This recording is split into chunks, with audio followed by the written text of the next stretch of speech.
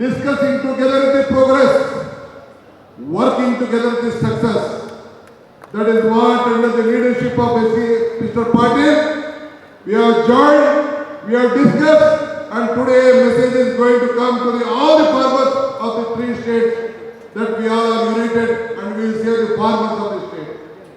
ಇವತ್ತು ನಾವು 3 ಜನರು ಸೇರಿ ಐತಿಹಾಸಿಕದ ವಿಚಾರವನ್ನ ಈ ನೀರನ್ನ ಯಾವ ರೀತಿ ರಕ್ಷಣೆ ಮಾಡಬೇಕು, 33 TMC ನೀರನ್ನ ಯಾವ ರೀತಿ ಉಳಿಸಬೇಕು, ಮುಂದೆ ಈ ಡ್ಯಾಮ್ ಅನ್ನು ಯಾವ ರೀತಿ ರಕ್ಷಣೆ ಮಾಡಬೇಕು, ನಮ್ಮ ರೈತರ ಕುಟುಂಬದವರು, ರೈತರ ವೇದಿಕೆಯವರು ಏನು ಅರ್ಜಿಯನ್ನು ಕೊಟ್ಟಿದ್ದಾರೆ, ಏನು ಪ್ರತಿಪಾದನೆಯನ್ನು ಮಾಡಿದ್ದಾರೆ, ನವಲಿ ಡ್ಯಾಮ್ ಇರ್ಬೋದು, ಈ ನೀರನ್ನು ಉಳಿಸಲಿಕ್ಕೆ ಹೂಳು ತೆಗೆಯುವಂತ ವಿಚಾರ ಇರ್ಬೋದು, ಯಾವುದೇ ವಿಚಾರ ಆಗಿರ್ಬೋದು, ಇದ್ರ ಬಗ್ಗೆ ವ್ಯಾಪಕವಾಗಿ ಚರ್ಚೆಯನ್ನು ಮಾಡಿ ನಾವೆಲ್ಲರೂ ಸೇರಿ ಒಮ್ಮತದ ಅಭಿಪ್ರಾಯಕ್ಕೆ ರೈತರನ್ನ ರಕ್ಷಣೆ ಮಾಡಲಿಕ್ಕೆ ಇವತ್ತು ನಾವು ಬಂದಿದ್ದೇವೆ.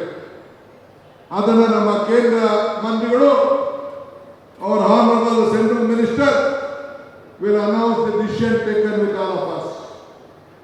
Today whatever we have decided and discussed for 1 hour, this will go to the history of water resources and in the federal structure of this country to protect the constitution, to protect our rights, to save the farmers.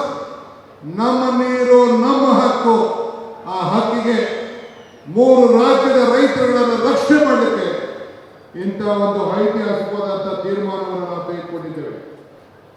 ಈ ತುಂಗಭದ್ರಾ ನದಿ 1860ರಲ್ಲಿ ಬ್ರಿಟಿಷರ್ ಆವತ್ತಿನ ಕಾಲದಲ್ಲಿ engineer ಎಸ್.ಆರ್. Offer pot ಅವರು ಅದಕ್ಕೆ ಒಂದು ನಾಂದಿಯನ್ನು ಹಾಡಿದರು.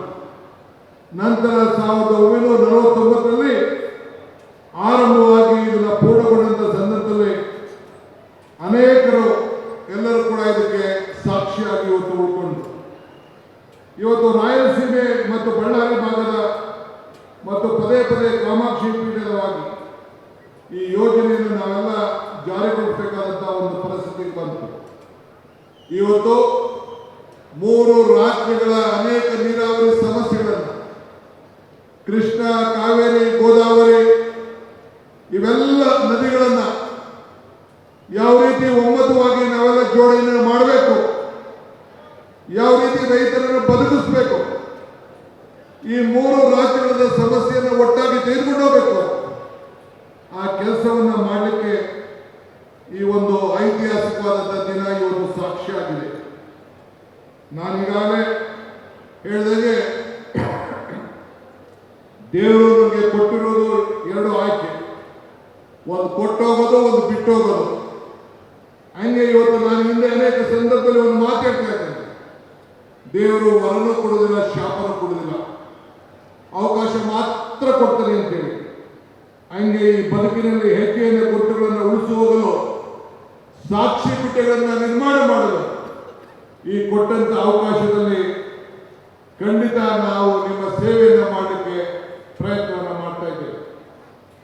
ನಾನು ಈ ರಾಜ್ಯದ ಮುಖ್ಯಮಂತ್ರಿಯಾಗಿ ಇದು ನನ್ನ 2ನೇ ಕಾರ್ಯಕ್ರಮ, ಸಾರ್ವಜನಿಕ ಕಾರ್ಯಕ್ರಮ. ಒಂದು ನಮ್ಮ ಹೆಲ್ತ್ ಡಿಪಾರ್ಟ್ಮೆಂಟ್ ಯೂನಿವರ್ಸಿಟಿಯ ಕಾರ್ಯಕ್ರಮ, ಮತ್ತೊಂದು ಈ ಭಾಗದಲ್ಲಿ, ಈ ರಾಜ್ಯದಲ್ಲೇ ರೈತರ ಪರವಾಗಿ ನಿಂತ ಈ ಹಸಿರ ರೈತರ ಬದುಕಿಗೆ, ಈ ರೈತಿಗೆ ಸಂಬಳ ಇಲ್ಲ, ಈ ರೈತಿಗೆ ಪ್ರಮೋಷನ್ ಇಲ್ಲ, ಈ ರೈತಿಗೆ ಪೆನ್ಷನ್ ಇಲ್ಲ, ಈ ರೈತಿಗೆ ಲಂಚ ಇಲ್ಲ, ಈ ರೈತಿಗೆ ರಿಟೈರ್ಮೆಂಟ್ ಇಲ್ಲ. ಈ ರೈತರನ್ನು ಬದುಕಿಸಬೇಕು, ಈ ಭತ್ತದ ಕಣಜವನ್ನ ಕಾಪಾಡಬೇಕು ಅಂತೇಳಿ ಇಂಥ ತೀರ್ಮಾನಗಳನ್ನ ಇವತ್ತು ನಿಮ್ಮೆಲ್ಲರ ಆಶೀರ್ವಾದದಿಂದ ನಾವು ತೆಗೆದುಕೊಂಡಿದ್ದೇವೆ. ನಾನು ಹೆಚ್ಚಿಗೆ ಏನು ಮಾತಾಡೋದಿಲ್ಲ, ಒಂದು ಮಾತ್ರ ಹೇಳಲಿಕ್ಕೆ ನಾನು ಬಯಸ್ತಾ ಇದ್ದೇವೆ.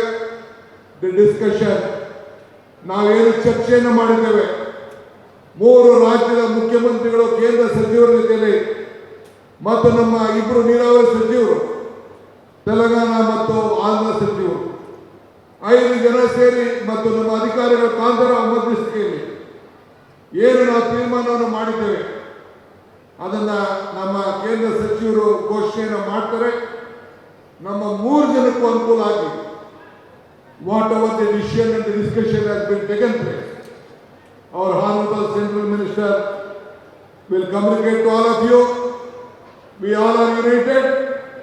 We are joined together for the progress of the state, all the three states.